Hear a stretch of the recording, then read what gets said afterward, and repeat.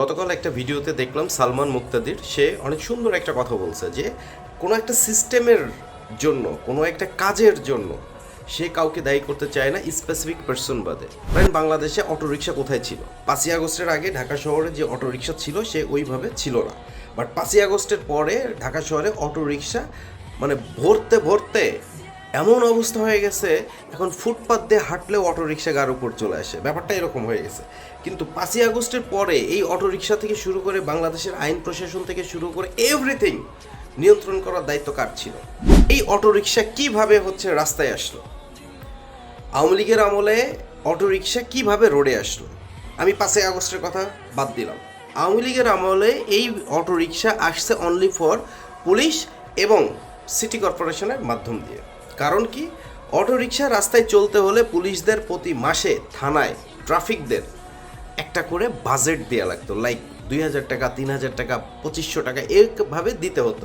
একটা মালিক যখন দেখছে আমি প্রতি মাসে একটা রিক্সার জন্য 2000-3000 টাকা দিয়ে আমি মাস শেষে সব কিছু বাদ দিয়ে আমি প্রায় 15 থেকে 20,000 টাকা আর্ন করতেছি অথবা 15,000 টাকা আর্ন করছি, তাহলে সমস্যা কি? লাগাও রিক্সা, সেকেন্ড দোষ পুলিশের। তো আপনি স্বয়ং প্রেসিডেন্ট, স্বয়ং প্রধানমন্ত্রী তাদেরও যদি দোষারোপ করেন আসলে কোনো লাভ নাই। প্রথম কথাই হচ্ছে যে এদের কন্ট্রোল করবে কে? এদের কন্ট্রোল করবে পুলিশ।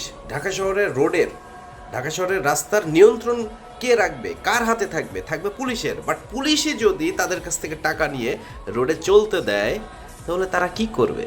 তাহলে আবার দেখেন, আপনি ভালো করে গ্যারেজে খোঁজ নিয়ে দেখেন, ভালো করে সব জায়গায় ইনভেস্টিগেশন করে দেখেন, এই পুলিশের এসআই, এই পুলিশের ওসি, এই সরকারি কর্মকর্তার, ও ব্যবসায়ী, এর ব্যবসায়ী সবার গাড়ি আছে এবং 10টা, 20টা, 30টা, 50টা, 100টা পর্যন্ত গাড়ি আছে। এদের আপনি থামাবেন কীভাবে? সরকারের এখন এই পর্যায়ে লোকজনকে সাইজ করতে হইলে সরকারের একদম স্ট্রিক্ট হইতে হবে।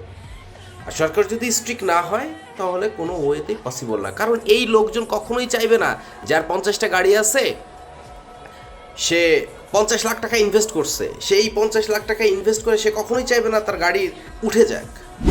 সো এটা পারবেন না, এটা কোনো ওয়েতেই সম্ভব না। কারণ এটা বাংলাদেশ, যে দেশে জন্মই হয় দুর্নীতির মাধ্যমে, যে দেশে জন্ম হয়, যেখানে নর্মাল ডেলিভারি হওয়ার কথা, ওই প্রসেসে ডাক্তারদের নিয়ে যাওয়ার কথা, সেই প্রসেসে না নিয়ে যে চলে যায় সি সেকশন, আই মিন সিজারে, দুর্নীতির মাধ্যম দিয়ে যে দেশে জন্ম হয়, তাহলে সেই দেশটা ঠিক করবেন কি করে?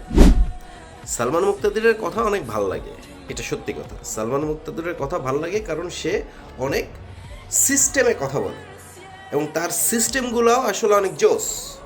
কিন্তু এগুলো কে ঠিক করবে? ধরেন যে আওয়ামী লীগের আমল বাদই দিলাম, পরবর্তীতে আসছে কি ইউনূস সরকার, সে কার বাল ফেলাইছে? সে কারোর বাল ফেলাইতে পারে নাই, সে শুধু চুষে নিছে।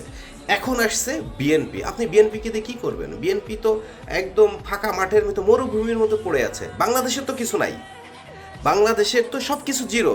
বিএনপি তো এখন এসেই তো দেখতেছে যে বাস তুমি ঝাড়ে কেন, পাছায় এসো, তার পরিস্থিতি এরকম হয়ে গেছে। আপনি বিএনপিকে দোষ দিয়ে তো লাভ নাই।